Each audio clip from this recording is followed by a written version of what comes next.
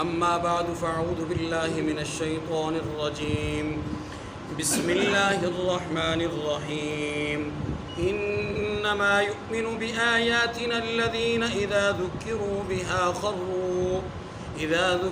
بها خروا سجدا وسبحوا بحمد ربهم وهم لا يستكبرون. تتجافى جنوبهم عن المضاجع يدعون ربهم خوفا وطمعا ومما رزقناهم ينفقون. فلا تعلم نفس ما أخفي لهم من قرة أعين جزاء بما كانوا يعملون. أفمن كان مؤمنا كمن كان فاسقا لا يستوون. أما الذين آمنوا وعملوا الصالحات فلهم جنات المأوى نزلا بما كانوا يعملون. وأما الذين فسقوا فمأواهم النار كلما أرادوا أن يخرجوا منها أعيدوا فيها وقيل لهم ذوقوا عذاب النار الذي كنتم به تكذبون. ولنذيقنهم من العذاب الأدنى دون العذاب الأكبر لعلهم يرجعون. ومن أظلم ممن ذكر بآيات ربه ثم أعرض عنها إنا من المجرمين منتقمون. ولقد آتينا موسى الكتاب فلا تكن في مرية من لقائه وجعلناه هدى لبني إسرائيل. وجعلنا منهم أئمة يهدون بأمرنا لما صبروا وكانوا بآياتنا يوقنون. إن ربك هو يفصل بينهم يوم القيامة فيما كانوا فيه يختلفون. أولم يهد لهم كم أهلكنا من قبلهم من القرون يمشون في مساكنهم إن في ذلك لآيات أفلا يسمعون. أولم يروا أنا نسوق الماء إلى الأرض الجرز فنخرج به زرعا تأكل منه أنعامهم وأنفسهم أفلا يبصرون. ويقولون متى هذا الفتح إن كنتم صادقين. قل يوم الفتح لا ينفع الذين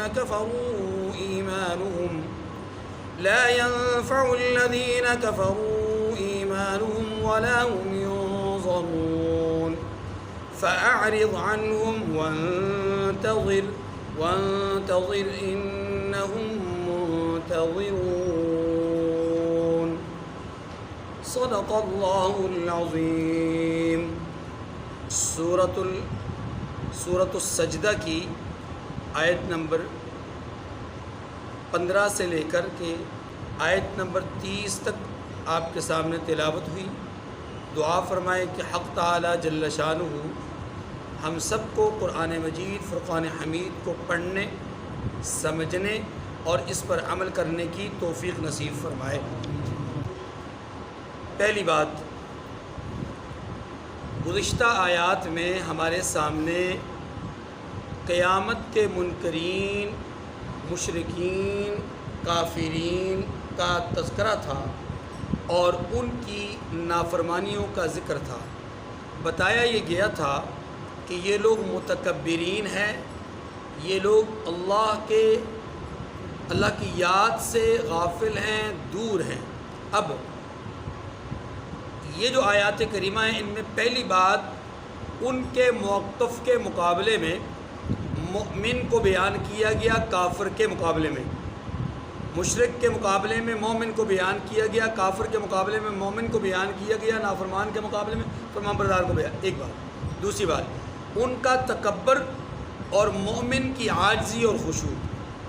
نمبر 3، ان کی طرف سے نافرمانیاں اور مومنین کی طرف سے فرمان برداری. ان کو بیان کر کے پھر یہ کہا گیا کہ کیا یہ مومن اور یہ کافر برابر ہو سکتے ہیں؟ یہ اللہ کے نیک وہ بدکار برابر ہو سکتے ہیں؟ یہ اللہ کے پسندیدہ وہ فاسق برابر ہو سکتے ہیں؟ نہیں۔ اس لیے اللہ تبارک و تعالیٰ نے پھر دونوں کا انجام بیان فرمایا۔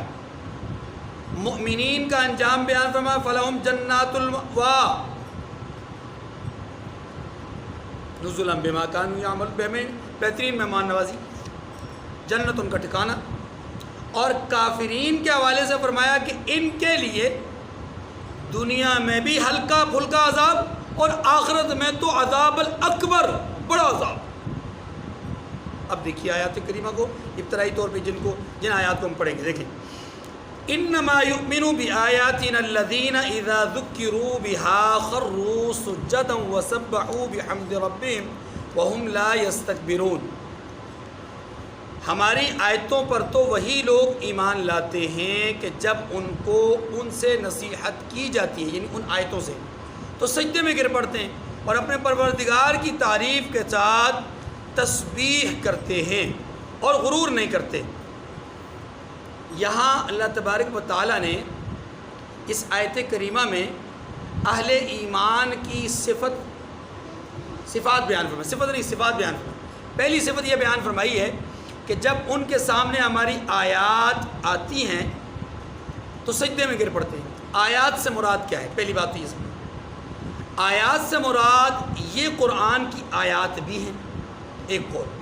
دوسرا قول، آیات سے مراد معجزات ہیں، یعنی رسول صلی اللہ علیہ وسلم جب اللہ کی وحدانیت، اپنی رسالت اور قیامت کے حوالے سے کوئی معجزہ پیش کرتے ہیں تو اہل ایمان تو سر بسجود ہو جاتے ہیں، یعنی مان لیتے ہیں، جبکہ کافر انکاری ہوتے ہیں۔ نمبر 2 ہو گئے، نمبر 1 قرآن پاک کی آیات، نمبر 2 معجزات، نمبر 3 آیات سے مراد احکامات الہی، یعنی اللہ کے احکامات کے سامنے مؤمنین سر تسلیم خم کر لیتے ہیں، سر جھکا لیتے ہیں کہ پروردگار آپ کا حکم ہمیں قبول منظور، اطاعت اور فرمانبرداری کے پیک کریں۔ نمبر 4 دلائل قدرت، یہ جو نشانیاں ہیں آفاق عالم میں، یہ جو کائنات میں اللہ تبارک و تعالیٰ کی قدرت کے مظاہر ہیں، انہیں دیکھتے ہیں اور دیکھ کر کے سبحان اللہ، الحمدللہ، اللہ اکبر کی صدائیں بلند کرتے ہیں۔ کافر ان نشانیوں کو دیکھ کر کے وہ اسباب پر نگاہ ڈالتا ہے اور اسباب کو ہی سب کچھ سمجھتا ہے۔ مومن اسباب کو نہیں، مسبب الاسباب کو سب کچھ سمجھتا ہے، بس یہ فرق ہے، اور یہی بہت بڑا فرق ہے۔ تو آیات سے مراد یہ 4 باتیں، نمبر 1 قرآن پاک کی آیات، نمبر 2 معجزات، نمبر 3 احکامات، نمبر 4 دلائل قدرت۔ اللہ فرماتے ہیں کہ مومنین وہ ہیں کہ جو ہماری آیات ان کے سامنے بطور نصیحت پیش کی جائیں، یعنی قرآن پاک پڑھا جائے، معجزات ظاہر کیے جائیں، احکامات بیان کیے جائیں، یا دلائل قدرت پر ان کی نگاہ پڑے تو خروا سجدا، سر بسجود ہو جاتے ہیں۔ یہ پہلی صفت ہے، اطاعت اور فرمانبرداری مراد ہے۔ نمبر 2 مومنین وہ ہیں کہ جو اللہ کی تسبیح بیان کرتے ہیں۔ اللہ کی تسبیح سے مراد کیا ہے؟ تسبیح، اللہ کو جب ہم یہ کہتے ہیں سبحان اللہ، اس کا معنی یہ ہے کہ ہم اللہ رب العزت کو ہر نقص، ہر عیب سے پاک سمجھتے ہیں۔ تسبیح کا معنی یہ، اور یہ صرف مومن عقیدہ رکھتا ہے۔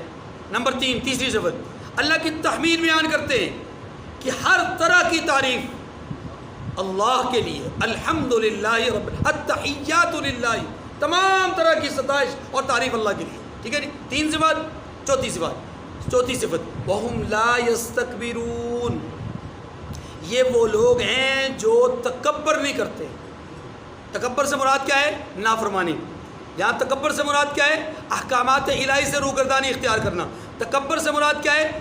دلائل قدرت دیکھ کر کے قدرت کا انکار نہیں کرتے، معجزات دیکھ کر کے صاحب معجزہ کا انکار نہیں کرتے، معجزہ ظاہر کرنے والے کا انکار نہیں کرتے، اور آیات قرآنیہ کو دیکھ کر، پڑھ کر، سن کر کے ان کا انکار نہیں کرتے، وہم لا یستکبرون، جبکہ یہ چاروں صفات مومنین کے اندر موجود ہیں، کافروں کے اندر موجود نہیں، ٹھیک ہے جی۔ اب پانچویں صفت، لیکن پانچویں صفت سے پہلے یہ بات عرض کر دوں، یہ آیت سجدہ ہے، یہ آیت سجدہ، آیت سجدہ کا حکم یہ ہے کہ پڑھنے والے پر بھی سجدہ واجب ہوتا ہے، اور جو سننے والے ہوتے ہیں ان پر بھی سجدہ واجب ہوتا ہے، یہ ایک بات۔ نمبر دو، ایک مجلس میں ایک ہی آیت کو بار بار پڑھا جائے، بار بار اسی آیت کو سنا جائے، تو یاد رکھیے پڑھنے والے پر بھی سننے والے پر بھی ایک ہی سجدہ ہوگا، جیسے ہم ابھی بار بار پڑھ رہے ہیں۔ اگر مجلس بدل گئی، مجلس بدلنے کا مطلب یہ بھی ہو سکتا ہے کہ پڑھنے والا بدل جائے، لوگ سارے وہی بیٹھے ہوئے ہیں لیکن پہلے ایک نے پڑھا اب دوسرا پڑھ رہا ہے، تو پہلے پڑھنے والے پر ایک دفعہ سجدہ واجب تھا، سننے والوں پر بھی ایک سجدہ، لیکن اب دوسرے نے پڑھا تو دوسرے پڑھنے والے پر دو سجدے، ایک پہلی دفعہ سننے پر، ایک دوسری دفعہ پڑھنے پر۔ اسی طریقے سے پہلے جس نے پڑھا تھا اس پر بھی دو سجدے واجب ہیں، ایک پہلی دفعہ پڑھنے پر اب سننے پر، اور مجلس والوں پر بھی دو سجدے ہیں، کیوں؟ اس لیے کہ انہوں نے دو دفعہ الگ الگ سنا، مجلس بدل گئی۔ مجلس بدلنے کا معنی یہ بھی ہے کہ جگہ بدل دی جائے، ٹھیک ہے؟ مجلس بدلنے کا معنی یہ بھی ہے کہ آپ دن بدل دیں، اگلے دن پھر آیت یہ پڑھی جائے تو اب بھی سجدہ الگ ہوگا، ٹھیک ہے جی۔ اسی طریقے سے اگر ایک ہی مجلس ہو، ایک ہی آدمی پڑھنے والا ہو، لیکن آیت سجدہ ایک نہ ہو بلکہ 2 3 4 آیتیں ہوں، الگ الگ ہوں، تو یاد رکھیے جتنی آیات مختلف پڑھے گا اتنے ہی سجدے پڑھنے والے پر بھی واجب ہوں گے، سننے والے پر بھی۔ یہ آیت سجدہ کا حکم سمجھ میں آ گیا، آگے چلیں۔ اب پانچویں صفت، تتجافا جنوبہم عن المضاجع يدعون ربهم خوفا وطمعا۔ اچھا، اس سے پہلے وهم لا يستكبرون کو بھی یہ سمجھیے کہ تکبر نہیں کرتے۔ تکبر اللہ کے ہاں اتنا بڑا جرم ہے کہ اسی تکبر کی وجہ سے شیطان کیا ہوا ہے؟ مردود ہوا ہے۔ تکبر وہ مذموم صفت ہے جو انسان کے دل سے نکلتے نکلتے نکلتے بہت ٹائم لگاتی ہے۔ بزرگوں کا مقولہ مشہور ہے، نقل الجبال ایسر من نقل الکبر من القلب، دل سے تکبر کا نکلنا یہ بہت مشکل ہے، اس کے مقابلے میں کیا ہے؟ نقل الجبال ایسر، پہاڑ کو ایک جگہ سے ہٹا کر دوسری جگہ پہ کھڑا کر دینا، یعنی یا یوں کہہ لیجیے کہ پہاڑ کو گرا دینا، ختم کر دینا، یہ آسان کام ہے، دل سے تکبر کو نکالنا بڑا مشکل کام ہے۔ اولیاء اللہ سب سے پہلے جس بات پر محنت کیا کرتے تھے وہ انسان کے دل میں موجود تکبر پر محنت کرتے، اور اس پر اتنی محنت ہوتی کہ اچھی صفات پیدا ہوتے زیادہ ٹائم نہیں لگتا تھا، دیگر بری صفات نکلتے ہوئے زیادہ ٹائم، چغل خوری، غیبت، زنا، شراب خوری یا جھوٹ، ان تمام صفات کے نکلنے میں آسانیاں تھیں، لیکن دل سے تکبر نکلنا اتنا مشکل کام ہے کہ بندہ حرم کعبہ کا طواف کرتے ہوئے بھی تکبر نہیں چھوڑتا، اتنا مشکل کام ہے کہ بندہ اللہ کی راہ میں خرچ کرتا ہے اور تکبر نہیں چھوڑتا، باوجود اس کے کہ خود اپنے لیے تہجد کے فرائض انجام دے رہا ہے، تہجد کے لیے اٹھ رہا ہے، اکیلے اٹھ رہا ہے، لیکن پھر بھی کہیں نہ کہیں خود کو تہجد گزار ثابت کرنے کے لیے، وہ جی بات یہ کہ جب ہم تہجد میں اٹھتے ہیں تو اگر یوں ہو جائے تو کیا مسئلہ؟ تو بھائی یہ کرنے کی ضرورت کیا ہے؟ آپ نفس سے مسئلہ پوچھئے، آپ کے یہ جناب 2 رکعت پڑھتے ہوئے دوسری رکعت میں اگر یوں ہو جائے تو کیا ہے؟ تہجد کا لفظ بولنا ضروری تو نہیں ہے ساتھ؟ بات سمجھیں، انسان ہے نا کمزور ہے، کہیں نہ کہیں کچھ نہ کچھ واہ یا اپنے لیے حوصلہ افزائی کے کلمات اور الفاظ کے علاوہ تکبر بڑی بیماری ہے، اور یہ عمومی طبقے میں تو ہے ہی، لیکن خصوصی طبقے میں شاید اس سے زیادہ ہے۔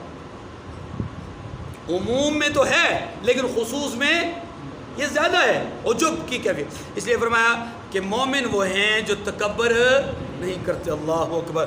تتجافا جنوبہم، پانچویں صفت بیان فرمائی، ان کے پہلو بچھونوں سے، بستروں سے الگ رہتے ہیں، یہ وہ صفت ہے اللہ تبارک و تعالیٰ کسی کو نصیب فرما دے. ہاں جی، جن کو نصیب ہے اللہ ان کو استقامت نصیب فرمائے، اور جن کو نصیب نہیں اللہ ان کو نصیب فرمائے. تتجافا جنوبهم، بستروں کو چھوڑنا، سردیاں ہو یا گرمیاں ہو، اپنے اپنے مقام پر مشکل ترین کام ہے، لیکن یہ اللہ کے ہاں اتنا برگزیدہ عمل ہے، اللہ کے ہاں اتنا محبوب عمل ہے. اللہ کے حبیب صلی اللہ علیہ وسلم فرماتے ہیں کہ یہ جو راتوں کی تنہائی میں اٹھ کر کے اللہ کے سامنے قیام کرتے ہیں نا، پھر اللہ ان کے لیے اعزازات انعامات کی بھی بارشیں فرماتے ہیں. جنت میں ایسا گھر بنا دیتے ہیں کہ جس گھر کو اتنا اتنا مکفّا اور اتنا نظیف بناتے ہیں کہ اندر سے باہر اور باہر سے اندر بڑی آسانی سے خوبصورتی سے دیکھا جا سکتا ہے. یعنی وہ شیشے کی طرح صاف ستھرا گھر ہوتا ہے، محل ہوتا ہے، محل. سونے اور چاندی کی اینٹوں سے اس کی دیواروں کو بنایا جاتا ہے، خوشبودار گھر. اللہ اپنے مقرب فرشتوں کے درمیان اس بندے پر فخر کرتے ہیں جو رات کو اٹھتا ہے. اور اگر اس کے ساتھ اس کی بیوی بھی ہو یا اپنی بیوی کو اٹھائے اور وہ نہ اٹھے، حدیث میں آتا ہے اس پر پانی گرائے، اس پر پانی گرائے اور پھر وہ اٹھ جائے، اللہ رب العزت ان دونوں کے لیے جنت میں بہترین گھر تیار کرتے ہیں. ایسا گھر جس کو کسی آنکھ نے دیکھا نہیں، کسی دل نے سوچا نہیں، کسی کان نے سنا نہیں، کسی زبان نے بولا نہیں. اور اگر یہی کام بیوی کرے، اٹھے تہجد کے لیے، ساتھ خامن کو اٹھائے، نہ اٹھے اس کے اوپر پانی گرائے، اللہ اس کے لیے بھی یہی. تو بہرحال یہ بڑی فضیلت ہے بہت، اور اللہ کے قریب ترین کرنے کا بہت ذریعہ ہے، بہت بڑا ذریعہ ہے. نماز ویسے ہی اللہ کی قربت کا ذریعہ ہے، اور اگر رات کی تنہائی میں نیند چھوڑ کر کے بستروں سے الگ ہو کر کے بندہ یہ کام کرے تو یہ یاد رکھیے انبیاء کا وطیرہ ہے، انبیاء کی سنت ہے، انبیاء کی. اور خود حضرت صلی اللہ علیہ وسلم نے ساری زندگی تہجد کی بہت زیادہ پابندی فرمائی. قرآن خود کہتا ہے اقیم الصلاۃ لدلوک الشمس الی غسق اللیل وقرآن الفجر ان قرآن الفجر کان مشہودا ومن اللیل فتہجد بہ نافلۃ لک. رات کے وقت آپ پہلو کو بستروں سے الگ کر کے ہاں جی اور اللہ کے سامنے قیام کی صورت میں یہ وقت کچھ گزار قم اللیل الا قلیلا قم فانذر. ہاں جی، تبلیغ کا جہاں حکم ہے وہیں پر رات کو کھڑے ہو کر کے قیام کا بھی حکم ہے. دیکھیے تو تتجافا جنوبهم عن المضاجع يدعون ربهم خوفا وطمعا. یہ لوگ اپنے پہلو بستروں سے الگ رکھتے ہیں اور اپنے پروردگار کو خوف اور امید سے پکارتے ہیں. کیا مطلب؟ دیکھیے مومن کہتے ہی اس کو ہیں کہ جو اپنے رب سے امید بھی رکھے اور خوف بھی رکھے. خوف کس بات کا؟ کہ وہ ناراض نہ ہو جائے.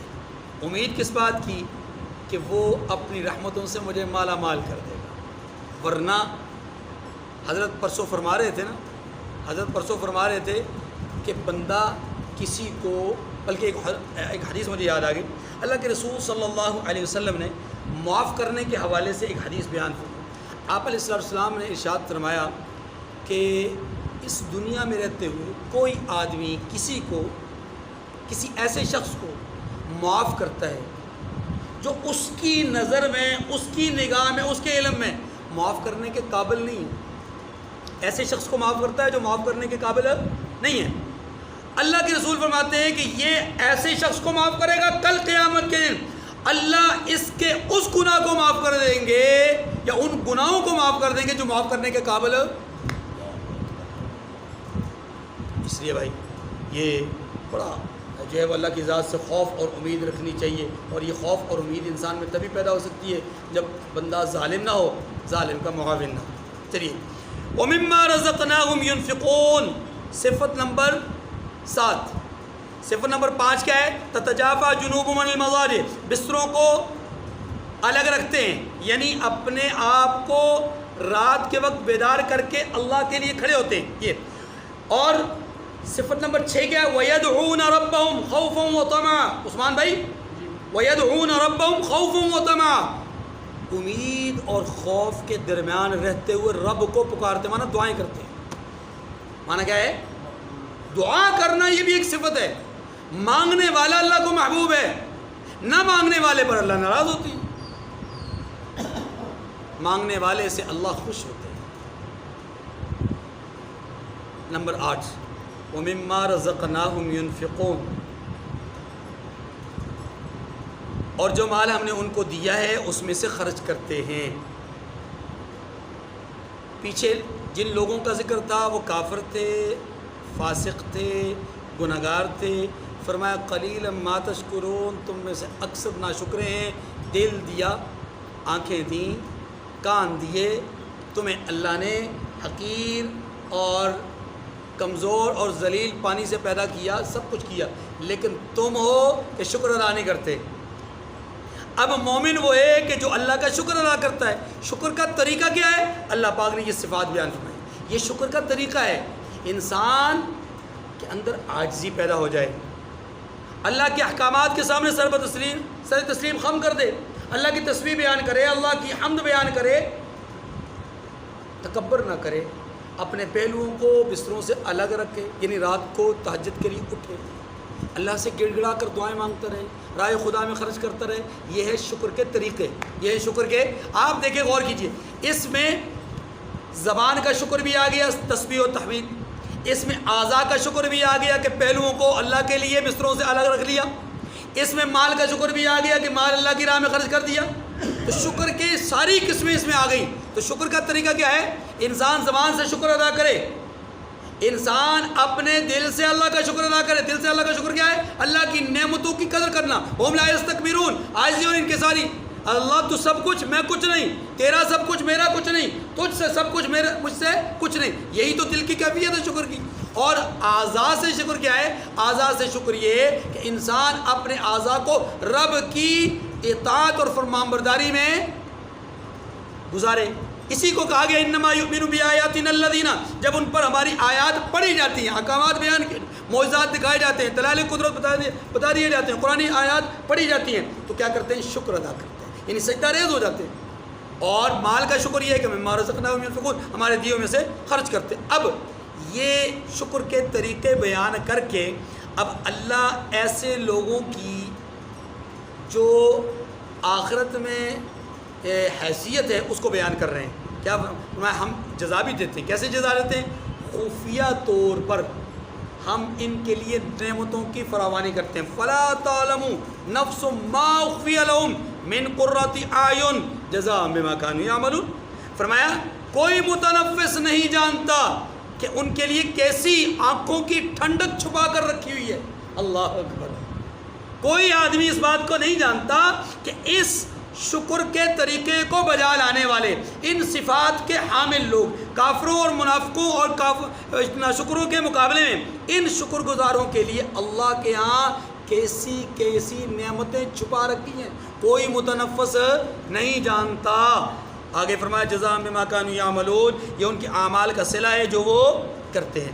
اب یہ بیان کرنے کے بعد اب موازنہ کیا جا رہا ہے مومن اور کافر کا، شکر گزار کا اور ناشکرے کا۔ کیا افمن کان مؤمنا کمن کان فاسقا، بھلا جو مومن ہو وہ اس شخص کی طرح ہو سکتا ہے جو نافرمان ہو؟ لا یستوون، اللہ خود ہی فرماتے ہیں برابر نہیں ہو سکتے۔ دیکھیں فسق کس کو کہتے ہیں؟ فسق کہتے ہیں کہ ایک چیز سے نکلنا، یہ ایک چیز سے خارج ہونا۔ کیا معنی؟ اصطلاحی معنی اس کا یہ ہے کہ اللہ کی اطاعت اور فرمانبرداری سے نکلنا، یہ فسق ہے۔ فسق کا سب سے کمزور ترین درجہ یہ ہے کہ اللہ کے کسی حکم کی نافرمانی کی جائے، اور فسق کا سب سے بڑا درجہ کیا ہے؟ کفر۔ تو یاد رکھیے کافروں کے لیے بھی قرآن نے فاسق کا لفظ بولا ہے، منافقین کے لیے بھی اللہ نے فاسق کا لفظ بولا ہے، اہل کتاب کی ریشہ دوانیوں کے نتیجے میں ان کے لیے بھی فاسق کا لفظ بولا ہے۔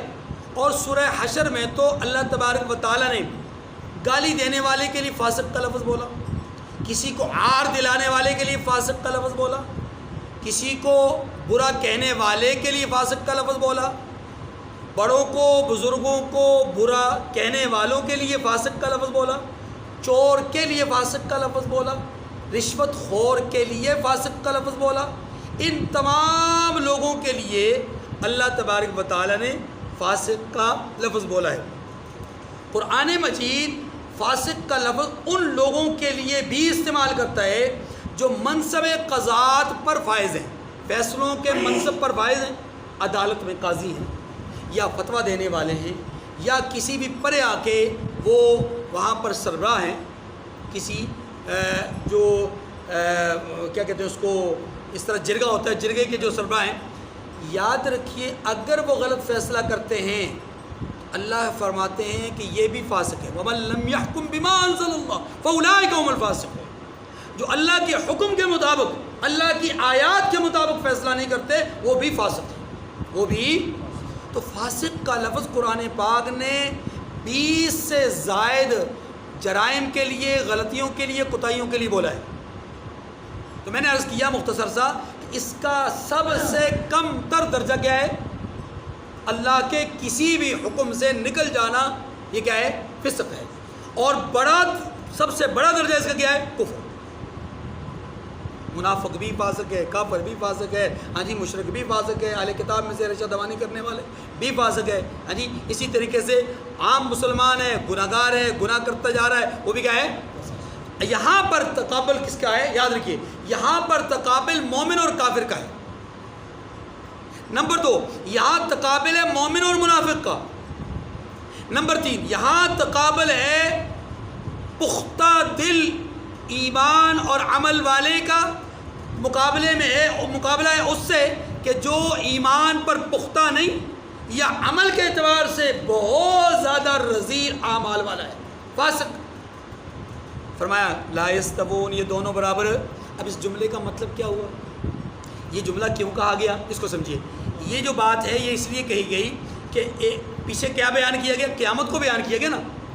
اچھا، قیامت بیان کر کے پھر فرمایا گیا کہ یہ ناشکرے لوگ ہیں، یہ اللہ کے انکاری ہیں، یہ قیامت کے منکر ہیں، قیامت کو دیکھیں گے تو کہیں گے ربنا اخرجنا نعمل صالحا، ہمیں یہاں سے جہنم سے نکال دے، ہم اچھے اعمال کریں گے، ہم نے دیکھ لیا، ابصرنا وسمعنا فرجنا نعمل صالحا۔ یہاں پر اس آیت کریمہ اس سورۃ مبارکہ میں بیان کیا، فرمایا کہ وہ کہیں گے ہم نے اپنی آنکھوں سے دیکھ لیا، سن لیا، اب دنیا میں بھیج دے۔ یہ ساری باتیں دنیا میں انکار کر رہے ہیں، آخرت میں اقراری ہوں گے۔ اس کے مقابلے میں اللہ نے قیامت کو ماننے والے مومنین، شکر گزار، ان کا ذکر کیا۔ اب دونوں کا ذکر کرنے کا مقصد کیا ہے؟ فرمایا ان دونوں کو ذکر کر کے ہم یہ کہنا چاہ رہے ہیں، اس بات کو سمجھو کہ اگر آخرت نہیں، اگر قیامت نہیں، تو پھر یہ دنیا میں بچ بچا کے زندگی گزار رہا ہے، وہ بغیر بچے زندگی گزار رہا ہے، یہ حلال اور حرام کی تمیز کر کے وہ حلال اور حرام کی تمیز کیے بغیر رہ رہا ہے، یہ ایک ایک قدم پھونک پھونک کے رکھ رہا ہے اور وہ دوڑے چلے جا رہا ہے، جس سمت منہ اٹھاتا ہے چلا جاتا ہے۔ تو اگر آخرت نہیں تو ان دونوں کے اس دنیا میں احتیاط اور بے احتیاطی کا فرق کہاں ظاہر ہوگا؟ صلہ کہاں ملے گا؟ انجام کیسے پتہ چلے گا؟ اس لیے اللہ فرماتے ہیں یہ دونوں انجام کے اعتبار سے، قیامت ہے، قیامت کو فیصلہ کیا جائے گا اچھوں کا اور بروں کا، اور اس وقت پتہ چلے گا کہ اچھے اور برو دونوں برابر نہیں ہو سکتے۔ یہ بات ہو سکتی ہے۔ دیکھیے جی، فلا تعلم نفس ما اخفی لهم من، اچھا، افمن کان مؤمنا کمن کان فاسقا لا یستوون، بھلا جو مومن ہو وہ اس شخص کی طرح ہو سکتا ہے جو نافرمان ہو؟ فرمایا دونوں برابر نہیں ہو سکتے۔ اما الذين امنوا وعملوا الصالحات فلهم جنات المأوى نزلا بما كانوا يعملون، جو لوگ ایمان لائے اور نیک عمل کرتے رہے ان کے رہنے کے لیے باغات ہیں، نزلا بما كانوا يعملون، یہ مہمان نوازی ان کاموں کی، یعنی یہ مہمانی ہے، یہ جزا ہے ان کاموں کی جو وہ کرتے تھے۔ آسان بات ہے، کوئی مشکل کام نہیں۔ آگے وَأَمَّا الَّذِينَ فَسَقُوا فَمَأْوَاهُمُ النَّارُ، اور جنہوں نے نافرمانی کی ان کے رہنے کے لیے دوزخ ہے، ان کے رہنے کے لیے۔ اب اگر یہ نافرمانی سے مراد کافر ہے، منافق ہے، پھر پکی جہنم، اور اگر اس نافرمانی سے مراد ایمان کی حالت میں اللہ کے احکامات کو توڑنا ہے تو پھر عارضی جہنم۔ پھر چلیے، کلما ارادوا ان یخرجوا منها اعیدوا فیہا وقیل لهم ذوقوا عذاب النار الذی کنتم به تکذبون۔ لیکن میں نے عرض کیا کہ اس سے مراد، اس فسق سے مراد کفر اور منافقت اور شرک ہے۔ اس لیے اللہ پاک نے یہاں پر بیان فرمایا جب چاہیں گے کہ ان میں سے نکل جائیں، یعنی جہنم اس میں سے نکل جائیں، یعنی جہنم میں سے نکلنے کا جب ارادہ کریں گے اس میں لوٹا دی جائیں گے۔ حدیث میں آتا ہے کہ یہ جہنم سے ایسے اچھلیں گے عذاب کی وجہ سے، تکلیف، آپ جانتے ہیں تکلیف کی وجہ سے بندہ کیا ہوتا ہے، اچھلتا ہے۔ ایک گرمی میں آج کل ٹمپریچر اگر 40 سے اوپر چلا جائے تو باہر جو بندہ نکلتا ہے، اگر اس کا جوتا کہیں کسی صورت میں نکل جائے اور فرش پر اس کا جوتا پاؤں لگ جائے تو بیچارہ ایک دم پاؤں لگا کر کے فوراً اٹھا لیتا ہے۔ نہیں یقین تو موٹر سائیکل پہ بیٹھتے ہوئے اگر دھوپ میں کھڑی موٹر سائیکل ہو تو اگر دیکھنا چاہتے ہیں اس کو تو پھر بیٹھ کے دیکھیے، اندازہ ہو جائے گا، فوراً بندہ اچھل جاتا ہے۔ اللہ فرماتے ہیں قیامت کے دن جہنم میں یہ اچھلیں گے، اوپر کودیں گے، یعنی یہ کودنے کا مقصد کیا ہوگا، ہم اس سے نکل جائیں۔ اللہ فرماتے ہیں انہیں کو لوٹا دیا جائے گا اندر دوبارہ۔ وقیل لهم ذوقوا عذاب النار الذي كنتم به تكذبون، اور ان سے کہا جائے گا دوزخ کے جس عذاب کو تم جھوٹ سمجھتے تھے اس کے مزے چکھو، منکرین کو کہا جائے گا۔ وَلَنُذِيقَنَّهُم مِّنَ الْعَذَابِ الْأَدْنَىٰ دُونَ الْعَذَابِ الْأَكْبَرِ لَعَلَّهُمْ يَرْجِعُونَ، اور ہم ان کو بڑے عذاب کے سوا عذاب دنیا کا بھی مزہ چکھائیں گے۔ کیا مطلب، یعنی قیامت کا عذاب تو بڑا عذاب ہے، لیکن اس سے پہلے دنیا کے اس زندگی میں بھی انہیں عذاب کے مزے چکھائیں گے، ایک معنی۔ دوسرا معنی یہ قیامت کا عذاب بڑا ہے لیکن اس سے پہلے قبر میں ان کو عذاب کا مزہ تھوڑا چکھائیں گے۔ اس سے پتہ چلا کہ قبر کا عذاب بھی برحق ہے۔ لعلہم یرجعون، لیکن اس آیت کریمہ کا یہ جو جملہ ہے نا، یہ جملہ بتلاتا ہے کہ اس سے مراد قبر نہیں ہے، اس سے مراد قبر ہے۔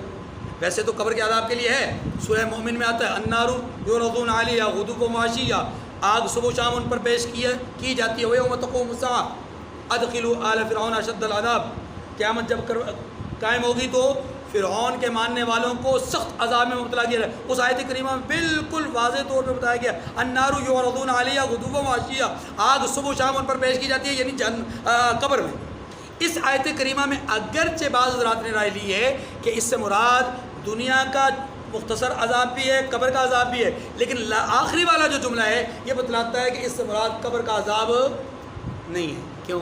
اس لیے کہ اس دنیا میں جو عذاب ہے نا، یہ عذاب دنیا کا یہ حقیقتاً عذاب نہیں ہے، بلکہ یہ دنیا کا عذاب تو ایک قسم کی تنبیہ ہوتا ہے۔ یہ آیت آخری جملہ بتاتا ہے لعلہم یرجعون، تنبیہ کے لیے اللہ تھوڑی تھوڑی تکلیف اور آزمائش اور مصیبت بھیجتے ہیں تاکہ سورہ عنکبوت کے اندر ہم تفصیل سے پڑھ چکے، مومن کے لیے تکلیف، کافر کے لیے تکلیف، دونوں کے مقاصد مفادات کیا ہیں، انفرادی تکلیف، اجتماعی تکلیف۔ یہاں سمجھیے کہ اگر کسی آدمی کو انفرادی طور پر یا اجتماعی طور پر تکلیف میں مبتلا کیا جا رہا ہے تو وہ یا تو عذاب کی شکل ہوتی ہے یا پھر تنبیہ کی شکل میں۔ اس جملے سے پتہ چل رہا ہے تنبیہ کے لیے ہم دنیا میں بھی تھوڑا تھوڑا عذاب ان کو دیتے رہیں گے، لعلہم یرجعون، شاید کہ وہ کیا ہو جائیں، پلٹ آئیں، لوٹ آئیں اپنی فطرت کی طرف۔ ومن اظلم ممن ذکر بآیات ربہ ثم اعرض عنها، اس تکلیف کے باوجود، ان آیات کریمہ کے پیش کرنے کے باوجود فرمایا اس شخص سے بڑھ کر ظالم کون ہے جس کو اس کے پروردگار کی آیتوں سے نصیحت کی جائے ثم اعرض عنها تو وہ ان سے منہ پھیر لے۔ اس سے بڑا ظالم کون ہو سکتا ہے؟ انا من المجرمین منتقمون، فرمایا ہم گناہ گاروں سے ضرور بدلہ لینے والے ہیں۔ وَلَقَدْ آتَيْنَا مُوسَى الْكِتَابَ فَلَا تَكُنْ فِي مِرْيَةٍ مِّن لِقَائِهِ وَجَعَلْنَاهُ هُدًى لِبَنِي إِسْرَائِيلَ، اور ہم نے موسیٰ کو کتاب دی تو آپ اس کے ملنے میں یا ملنے سے شک میں نہ ہونا، اور ہم نے اس یعنی کتاب کو یا موسیٰ کو بنی اسرائیل کے لیے ذریعہ ہدایت بنایا۔ اس آیت کریمہ میں سمجھنے والی جو بات ہے، پہلی بات وَلَقَدْ آتَيْنَا مُوسَى الْكِتَابَ، ہم نے موسیٰ کو کتاب دی۔ یہ بات یہاں بیان کرنے کی ضرورت کیوں محسوس ہوئی؟ کتاب تو عیسیٰ علیہ السلام کو بھی دی گئی، کتاب تو جناب داؤد کو بھی دی گئی، ان موسیٰ علیہ السلام کا خصوصیت کے ساتھ ذکر کرنا اس کی وجہ کیا ہے؟ جواب، موسیٰ علیہ السلام اور جناب رسول اللہ صلی اللہ علیہ وسلم کے حالات ایک دوسرے سے بہت زیادہ ملتے جلتے ہیں، تو چونکہ موسیٰ علیہ السلام کو بھی اللہ نے کتاب دی، رسول اللہ صلی اللہ علیہ وسلم کو بھی اللہ نے کتاب دی۔ جیسے موسیٰ علیہ السلام کو کتاب ملی تو ان کے ماننے والے اور چاہنے والوں نے جب اس کتاب کی ہدایات پر، احکامات پر پوری طرح عمل کیا تو اس زمانے کے وہ اپنے زمانے کے امام، مقتدا، پیشوا بن گئے۔ تو رسول صلی اللہ علیہ وسلم پر نازل ہونے والی کتاب کے بھی ماننے والے اپنے زمانے کے اعتبار سے امام، مقتدا اور پیشوا بنیں گے۔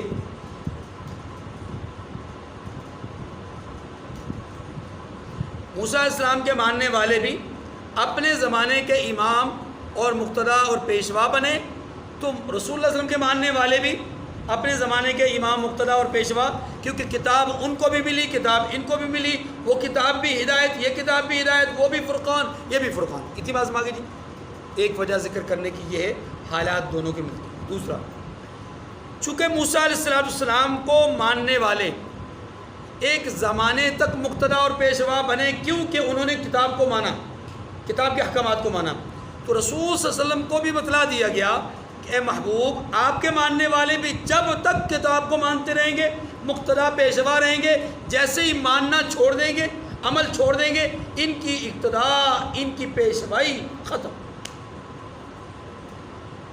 دو نمبر 3، موسیٰ علیہ السلام بھی قیامت کے دن اپنے بعد نہ ماننے والوں کے حوالے سے اللہ کے سامنے شکوہ کریں گے، اور رسول اللہ صلی اللہ علیہ وسلم بھی اپنے ماننے والوں کو جو کہ ان کے بعد ان کی تعلیمات پر عمل نہیں کر رہے اگر، تو ان کے حوالے سے اللہ کے دربار میں شکوہ شکایت کریں گے، جس کا ذکر سورۃ الفرقان میں ہم پڑھ چکے۔ وقال الرسول یا رب ان قوم اتخذوا هذا القرآن مہجورا۔ تو موسیٰ علیہ السلام کے کتاب دیے جانے کا تذکرہ یہاں پر خصوصیت کے ساتھ اس لیے بھی کیا گیا۔ نمبر 2، دوسری بات فرمایا فلا تکن فی مریۃ من لقائہ، آپ موسیٰ علیہ السلام کی ملاقات میں، یا آپ یوں ترجمہ یوں کیجئے، آپ اس کے ملنے میں شک نہ کیجئے، آپ اس کے ملنے میں، بس ابھی ترجمہ یہ کہ اب یہ کس کے ملنے میں شک نہ کیجئے، اس سے مراد کیا ہے؟ اس سے مراد مختلف مفسرین کے مختلف اقوال ہیں، لیکن 3 قول میں آپ کے سامنے عرض کروں۔ نمبر 1، اس سے مراد قرآن مجید ہے کہ آپ قرآن جو اللہ کی طرف سے آپ کو دیا گیا، اس دیے جانے میں شک نہ کیجیے۔ قرآن آپ کو اللہ کی طرف سے دیا گیا، اس بات میں شک آپ سمجھیے۔ اب یہاں پر ایک سوال پیدا ہوتا ہے کہ رسول کیسے شک کر سکتے ہیں؟ اگر رسول شک کریں تو رسول منصب رسالت کے خلاف کام کر رہے ہیں، اور یہ رسول کے منصب کے خلاف بات ہے، وہ رسول نہیں رہتے۔ پھر اللہ نے کیوں کہا کہ فلا تکن فی مریۃ من لقائہ، کہ اس کو اپنے رب کی طرف سے ملنے کے حوالے سے شک نہ کیجیے؟ اس کا جواب یہ ہے، دیکھیے کہا رسول کو گیا ہے، سنایا امت کو گیا ہے کہ اے رسول صلی اللہ علیہ وسلم کے ماننے والوں یا امتیوں، مومن کافر سب، تم اس کتاب کو من جانب اللہ ہونے میں شک مت کرو۔ اس سے پہلے اللہ نے موسیٰ علیہ السلام کو بھی کتاب دی ہے، ان کو بھی کتاب دے دی، شک کیوں کرتے ہو؟ ایک بات سمجھ آ گئی؟ فلا تکن فی مریۃ من لقائہ کا ایک معنی سمجھ آ گیا کہ اس کتاب کے اللہ کی طرف سے ملنے میں شک نہ کیجئے، اور آپ کی وساطت سے امت کو کہا گیا ہے، آپ کی وساطت سے۔ نمبر 2، اس سے مراد موسیٰ علیہ السلام کی ملاقات مراد ہے۔ کیا مطلب؟ کہ موسیٰ علیہ السلام کے ساتھ جو آپ کی ملاقات ہوئی ہے، اس ملاقات میں شک نہ کیجئے، یہ ملاقات جسم اور جان، جسم اور روح دونوں کے ساتھ ہوئی ہے، یعنی باقاعدہ آپ نے موسیٰ علیہ السلام سے ملاقات کی ہے۔ اور اس کا تذکرہ احادیث کی کتابوں میں ایک روایت ہے جس کو حدیث معراج کہا جاتا ہے، اس میں آپ صلی اللہ علیہ وسلم جناب موسیٰ علیہ السلام کے ساتھ ملاقات کا تذکرہ فرماتے ہیں 3 مقامات پر، کہ میری موسیٰ علیہ السلام سے ملاقات ہوئی، نمبر 1 فلاں جگہ، نمبر 2 دوسری جگہ، نمبر 3 اسی جگہ۔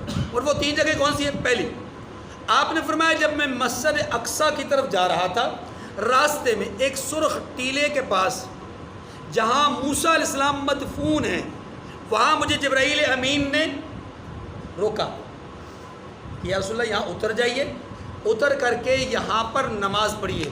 میں نے دیکھا رأیت موسیٰ، حضور نے نماز پڑھی نا، ایک تو یہ بات، ساتھ حضور یہ بھی فرماتے ہیں رأیت موسیٰ قائما یصلی فی قبرہ، میں نے موسیٰ علیہ السلام کو ان کی قبر میں دیکھا، کہ وہ کھڑے ہیں اور نماز پڑھ رہے ہیں۔ یہ حضور کی موسیٰ علیہ السلام کو دیکھنے کی پہلی صورت یا پہلی ملاقات۔ نمبر 2، آپ نے فرمایا کہ میں مسجد اقصیٰ پہنچا، انبیاء منتظر تھے، میں نے مصلی امامت سنبھالا، نماز پڑھائی، مفہوم عرض کر رہا ہوں، مصلی امامت سنبھالا، نماز پڑھائی۔ اس نماز کے بعد اور نماز سے پہلے دونوں طرح کی روایات موجود ہیں، پہلے بھی ملاقات ہوئی، بعد میں ملاقاتیں ہوئی انبیاء سے۔ تو وہاں موسیٰ علیہ السلام سے بھی ملاقات ہوئی، موسیٰ علیہ السلام نے کھڑے ہو کر کے خطبہ بھی ارشاد فرمایا اور اس خطبے میں میری تعریف بھی فرمائی۔ 2 ملاقاتیں ہو گئی۔ تیسری ملاقات آپ سب جانتے ہیں، چھٹے آسمان پر جاتے ہوئے بھی ملاقات ہوئی، آتے ہوئے بھی ملاقات ہوئی۔ تو چھٹے آسمان کی ملاقات بھی ثابت ہے۔ تو رسول صلی اللہ علیہ وسلم کی حضرت موسیٰ علیہ السلام سے 3 ملاقاتیں ثابت ہیں۔ اس جملے میں کہا گیا فَلَا تَكُنْ فِي مِرْيَةٍ مِّن لِقَائِهِ، آپ موسیٰ علیہ السلام کے ساتھ ملاقات میں شک نہ کیجئے، وہ ہو بہو حقیقتاً موسیٰ ہی تھے۔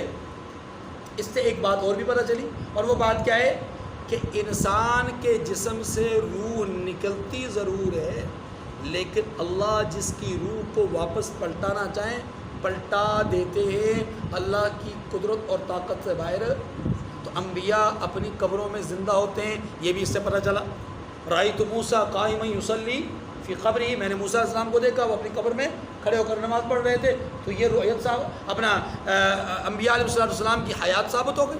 ٹھیک ہے جی۔ اچھا، تیسرا قول موسیٰ علیہ السلام کے حوالے سے ہی ہے، اور وہ یہ کہ آپ اس بات میں شک مت کیجئے کہ موسیٰ علیہ السلام کی اللہ سے ملاقات نہ ہوگی۔ موسیٰ علیہ السلام کی اللہ سے ملاقات ہوگی، وہاں ملاقات کر کے اللہ سے اپنی قوم کا شکوہ بیان کریں گے۔ یہ جملہ یا اس بات کی وجہ کیا ہوئی، یا اس بات کا پس منظر کیا ہوا کہ موسیٰ علیہ السلام جس طرح اللہ کے سامنے اپنی قوم کا شکوہ کریں گے، تو گویا آپ بھی اپنی امت کا قیامت کے دن شکوہ کریں گے، اور اس کا ذکر میں نے سورہ فرقان کے حوالے سے ذکر کر دیا۔ ٹھیک ہے جی۔ تو 3 قول ہو گئے۔ پہلا قول، اس کتاب کے اللہ کی طرف سے ملنے میں شک مت کیجیے۔ دوسرا، موسیٰ علیہ السلام کے ساتھ 3 ملاقاتیں جو آپ کی ہوئی ان میں شک مت کیجیے۔ تیسرا، موسیٰ علیہ السلام اللہ کے ساتھ قیامت کے دن ملاقات کر کے اپنی قوم کا ذکر شکوہ کریں گے، اس میں شک فَلَا تَكُنْ فِي مِرْيَةٍ مِّن لِقَائِهِ وَجَعَلْنَاهُ هُدًى لِبَنِي إِسْرَائِيلَ۔ اللہ اکبر۔ اور ہم نے اس کو بنی اسرائیل کے لیے ہدایت بنایا۔ اب اس جملے کا معنی کیا ہوگا؟ اس جملے کا معنی یہ ہوگا اس کتاب کو بنی اسرائیل کے لیے ہدایت بنایا، یا ان کو یعنی موسیٰ علیہ السلام کو بنی اسرائیل کے لیے کیا بنایا؟ تو آپ کو بھی کتاب دی گئی، تو آپ بھی اپنی قوم کے لیے ہدایت ہے، اور آپ کو دی جانے والی کتاب بھی قوم کے لیے۔ تینوں باتیں سمجھ آ گئی نہیں؟ پہلی بات، موسیٰ علیہ السلام کا ذکر، موسیٰ علیہ السلام کو کتاب دیے جانے کا ذکر کیوں کیا گیا۔ دوسری بات کہ آپ ملاقات میں اس کی ملاقات میں شک نہ کیجیے۔ اس جملے کا مطلب کیا ہے؟ تین مطلب میں نے آپ کے سامنے ذکر کر دی۔ نمبر 3، وَجَعَلْنَاهُ هُدًى لِبَنِي إِسْرَائِيلَ، وہ چیز بنی اسرائیل کے لیے ہدایت کا ذریعہ بن گئی، وہ کیا؟ وہ کتاب اور وہ موسیٰ علیہ السلام، دونوں قول۔ ایسے ہی آپ اور آپ کی اوپر نازل ہونے والی کتاب۔ چلیے، وَجَعَلْنَا مِنْهُمْ أَئِمَّةً يَهْدُونَ بِأَمْرِنَا لَمَّا صَبَرُوا، اور ان میں سے ہم نے پیشوا بنائے تھے جو ہمارے حکم سے ہدایت کیا کرتے تھے۔ لما صبروا وكانوا بآياتنا يوقنون، جب وہ صبر کرتے تھے اور وہ ہماری آیتوں پر یقین رکھتے تھے۔ امام، وجعلنا منہم ائمہ، ائمہ امام کی جمع ہے، ائمہ امام کی، امام کا معنی ہے مقتدا، پیشوا، جس کے پیچھے چلا جائے، یعنی وہ شخص جس کے علم، عمل، تقوی، طہارت کو دیکھ کر کے لوگ اس کی اتباع کریں، وہ امام ہے۔ وہ کون ہے؟ اب امام کا شریعت کی اصطلاح میں جو درجہ ہے وہ 3 طرح کے لوگ ہیں۔ نمبر 1 اہل علم، ان کو بھی امام کہا جاتا ہے۔ نمبر 2 فقہا، خاص طور پر فقہا، ان کو بھی امام کہا جاتا ہے۔ اور نمبر 3 وقت کے حکمران، ان کو بھی امام کہا جاتا ہے۔ اب ان تینوں میں یاد رکھیے کہ جو مشترکہ بات ہے وہ یہ ہے کہ اگر یہ اللہ کی طرف بلائیں گے، اللہ کے قانون اور ضابطے کی بات کریں گے تو اقتداء کی جائے گی، اور اگر اللہ کی طرف نہ بلائیں، اللہ کے قانون اور ضابطے کی بات نہ کریں، تو پھر ان کی اقتداء اور پیشوائی کو قبول نہیں کیا جائے گا۔ یہ بات بھی سمجھ میں آ گئی۔ اب اگلی بات، وَجَعَلْنَا مِنْهُمْ أَئِمَّةً، اللہ فرماتے ہیں ہم نے ان میں سے امام مقتدا پیشوا بنائے۔ کن میں سے؟ موسیٰ علیہ السلام کی قوم میں سے کچھ لوگوں کو امام اور مقتدا بنایا۔ یہ کون لوگ تھے جن کو امام اور مقتدا بنائے گا؟ یہ وہ لوگ تھے جنہوں نے موسیٰ علیہ السلام کی بات کو مانا، تورات کے اوپر عمل کیا، تورات کے احکامات کو مانا، تو یہ پیشوا رہے۔ جب انہوں نے تورات کے احکامات کو پس پش ڈال دیا، اس میں تحریف کر دی، اس میں اپنی طرف سے چیزوں کو شامل کر دیا، تو پھر اللہ نے ان پر ذلت، ضربت علیہم الذلۃ والمسکنہ، ان پر ذلت اور فقر و فاقہ کو مسلط۔ وجعلنا منہم ائمۃ یہدون، تو بنی اسرائیل میں سے اللہ نے ائمہ مقرر کیے۔ پھر اللہ نے یہی بات کہہ کر کے سمجھایا یہ کہ موسیٰ علیہ السلام کو تورات دی، ان کے ماننے والوں کو اللہ نے امام بنایا، تو یاد رکھو کہ تم بھی صاحب کتاب ہو، تم کتاب پر عمل کرو گے تو تم بھی صاحب امامت رہو گے۔ اور امامت سے مراد یہاں پر کیا ہے؟ اہل علم، فقہا اور حکام۔ یاد رکھیے کہ اللہ رب العزت نے دین کا علم حاصل کرنے والے لوگوں کو، فقہا کو، ہر دور میں دوسروں کے لیے پیشوائی کا، مقتدائی کا اللہ نے ایک منصب عطا کیا، آج بھی موجود ہے۔ آج بھی لوگ اپنے دینی معاملات میں، دینی مسائل میں رہنمائی کس سے حاصل کرتے ہیں؟ اہل علم سے، فقہا سے، ٹھیک ہے۔ لیکن تیسرا طبقہ حکام، حکام کے حوالے سے یاد رکھیے، جب تک حکام نے اللہ اور اس کے رسول کی اطاعت کو مضبوطی سے تھامے رکھا، اور جب تک اللہ کے احکامات کو مضبوطی سے تھامے رکھا، اس پر خود بھی عمل کیا اور دوسروں کو بھی عمل کرواتے رہے، تب تک پوری دنیا پر اسلام کا نام غالب تھا، اسلامی پرچم بلند تھا۔ 1200 سال تک، 1200 سال تک مسلمانوں کا ایک جو ہے وہ یوں سمجھ لیں کہ شان و شوکت مسلمانوں کی تھی۔ لیکن 1200 سال کے بعد جب مسلمان حکمرانوں نے دغا بازی اور مکاری اور غداری کا مظاہرہ کیا، تو پھر اللہ نے اس صفت امامت کو ان سے چھین لیا۔ آج مسلمان پیچھے پیچھے ہیں، کافر آگے آگے ہیں۔ وَجَعَلْنَا مِنْهُمْ أَئِمَّةً يَهْدُونَ بِأَمْرِنَا لَمَّا صَبَرُوا وَكَانُوا بِآيَاتِنَا يُوقِنُونَ۔ اب امامت کے لیے اللہ نے دو باتیں کی ہیں، دو باتیں موجود ہوں گی، ہم تمہیں امامت کے منصب پر قائم رکھیں گے۔ وہ دو باتیں کون سی ہیں؟ ایک صبر، وَكَانُوا بِآيَاتِنَا يُوقِنُونَ، اور دوسرا ہماری آیات پر یقین۔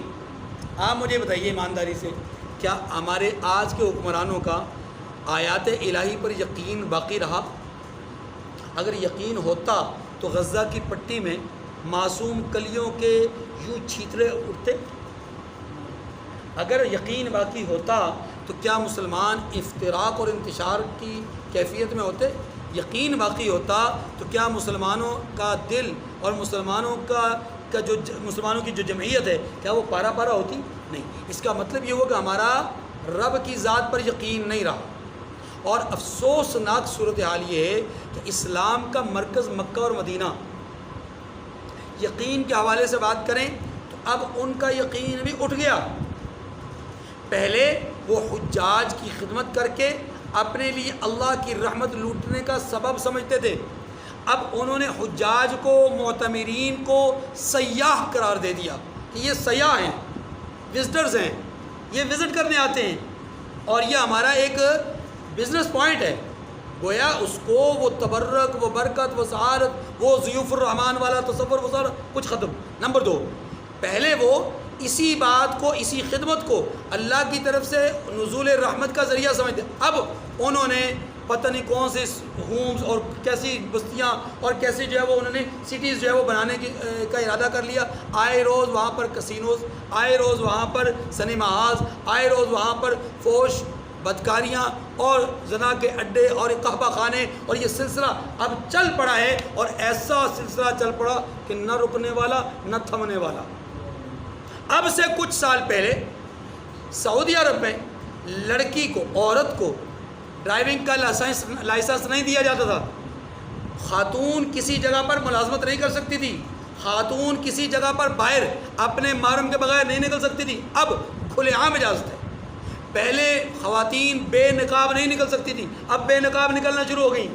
پہلے ان کے جو سائن بورڈز ہیں ان کے اوپر کسی قسم کی جاندار کی تصویر نہیں ہوتی تھی، اب وہ تصاویر بڑھتے بڑھتے بڑھتے بڑھتے باقاعدہ طور پہ خواتین تک کی تصویریں آنا شروع ہو گئیں۔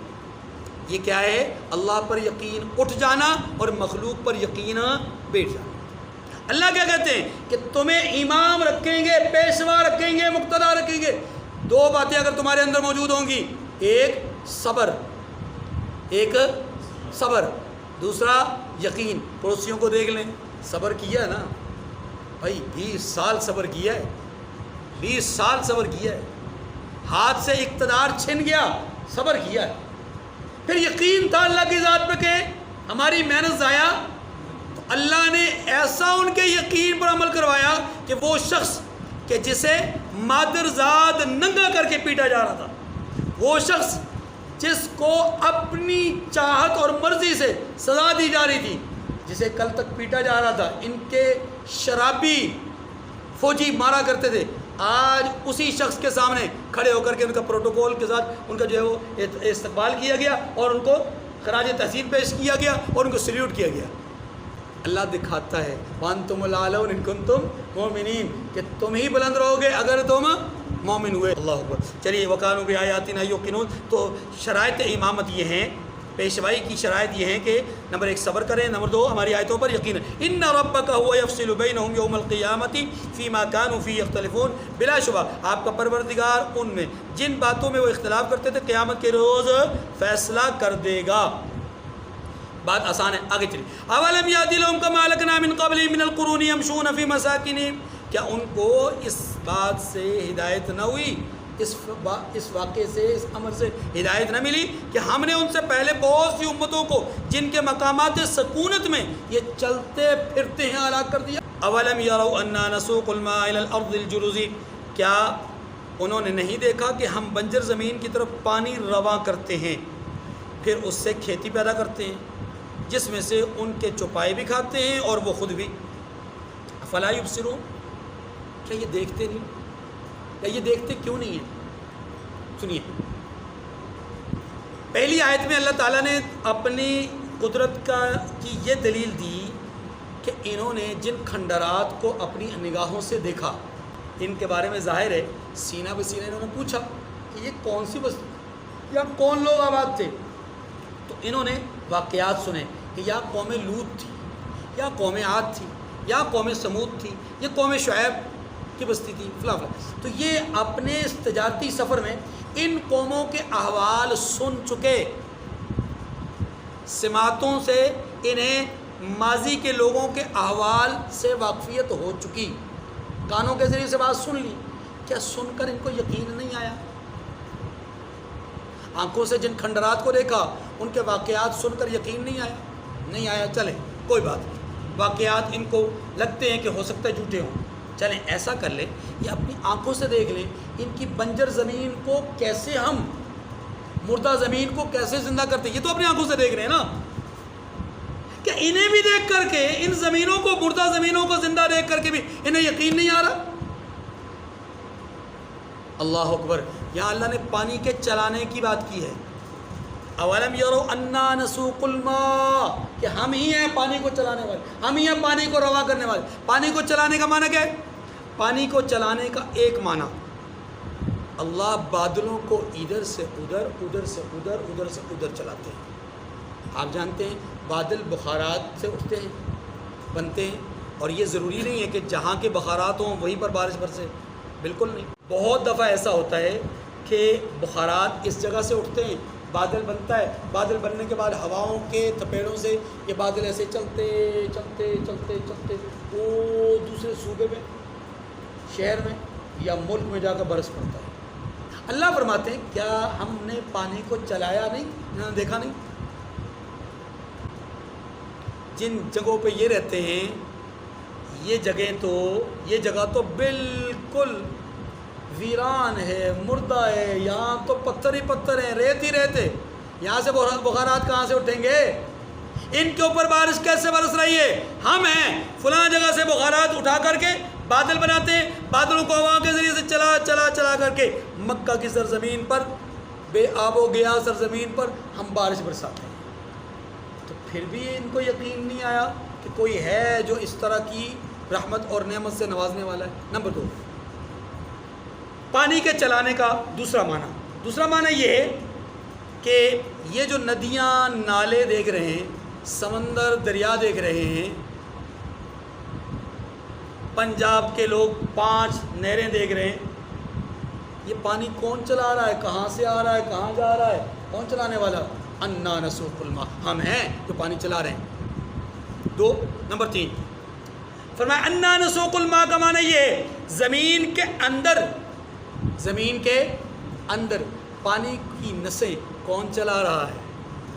قل ارائیتم ان اصبح ماؤکم غورا فمن یأتیکم بماء معین. یہ جو ندی نالے سمندر دریا اور یہ جو نہریں جاری ہیں، یہ جو چشمے اور ٹیوب ویل ہیں، یہ پانی تمہیں دیتے ہوئے نظر آتے ہیں، لیکن اگر اللہ چاہے ان کا پانی زمین کی تہ میں لے جائے، کون ہے جو تمہیں پانی دے سکے؟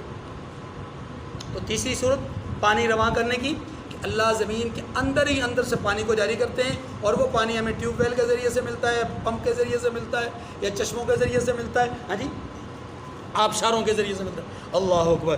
فرمایا اولم یروا انا نسوق الماء الى الارض الجرز فنخرج به. اچھا یہ پانی حیات حیوانیت کا سب سے بڑا ذریعہ ہے، یعنی حیوان جاندار کی زندگی کا بہت بڑا ذریعہ ہے. اللہ کیا فرماتے ہیں سورۃ الانبیاء میں وَجَعَلْنَا مِنَ الْمَاءِ كُلَّ شَيْءٍ حَيٍّ. ہر چیز کی زندگی کا مدار ہم نے پانی میں رکھا ہے. یہ جو انسان کے جسم میں خون کی گردش ہے نا، یہ جو خون انسان کے جسم میں دوڑ رہا ہے، جو انسانی زندگی کی بقا لکھتا ہے، یہ خون بھی یاد رکھیے پانی کے بغیر نہیں بن سکتا. اس خون کے 80% حصہ اس خون کا وہ پانی ہے، 20% حصے میں نمکیات اور پروٹین وغیرہ ہے. اگر پانی نہیں تو خون بھی نہیں، اور خون نہیں تو انسان کا جسم بیکار ہوتا ہے. اللہ کی شان ہے، اللہ کی جس خون کو ہم خوبصورت سمجھتے ہیں وہ پانی سے بنتا ہے. یہ جو جگر ہے نا، اس جگر میں ہم بہت ساری چیزیں داخل کرتے ہیں، اس جگر میں بہت ساری چیزیں جاتی ہیں، اور وہ ساری چیزوں کو ایک فلٹر کی طرح کیا کرتا ہے، گھماتا ہے پھر آتا ہے، گھماتا ہے پھر آتا ہے، گھماتا ہے پھر آتا ہے، یہاں تک کہ اس سے پھر انسان کی زندگی کا یہ مدار خون وغیرہ بنتا ہے. جگر خون بناتا ہے، اور یہ خون بنتا کیسے؟ اس پانی کی بنیاد پر.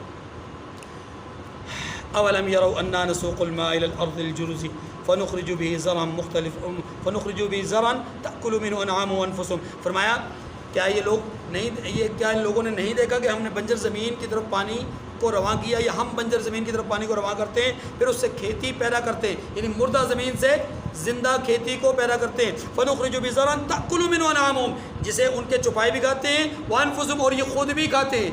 اچھا یہاں پر ایک اور بات بھی، ایک تو یہ بات سمجھ میں آ گئی نا، اللہ رب العزت اپنی قدرت کی دلیل دے رہے ہیں، مجھے مانو. دوسرا اس آیت کریمہ میں یہ بھی سمجھایا گیا کہ مردہ زمین کو ذکر کر کے کہ اس مردہ زمین کو کیسے ہم نے زندہ کیا. یہ جو اللہ نے احیاء ارض کا معاملہ بیان کیا، اس کو اصل میں آخرت کے عقیدے اور ایمان کو ثابت کرنے کے لیے بیان کیا کہ جب ہم مردہ زمین کو زندہ کر سکتے ہیں تو تمہیں بھی افلا یبصرون، کیا یہ دیکھتے نہیں؟ وَيَقُولُونَ مَتَىٰ هَٰذَا الْفَتْحُ إِن كُنتُمْ صَادِقِينَ. یہ اللہ کا شکوہ ہے، اور کہتے ہیں کہ اگر تم سچے ہو تو یہ فیصلہ کب آئے گا. اللہ فرماتے ہیں یہ مجھ سے یا میرے نبی سے بار بار اس طرح کا مطالبہ کر کیوں رہے ہیں؟ کیا مجھے کمزور اور بے بس سمجھتے ہیں؟ ہرگز نہیں، میں کمزور اور بے بس نہیں ہوں. محبوب آپ سے کہہ دیجئے قل یوم الفتح لا ينفع الذین کفروا ایمانہم ولا هم ينظرون. آپ کہہ دیجئے کہ فیصلے کے دن کافروں کو ان کا ایمان لانا کوئی بھی فائدہ نہیں دے گا، اور ولا هم ينظرون، اور نہ ان کو مہلت دی جائے گی.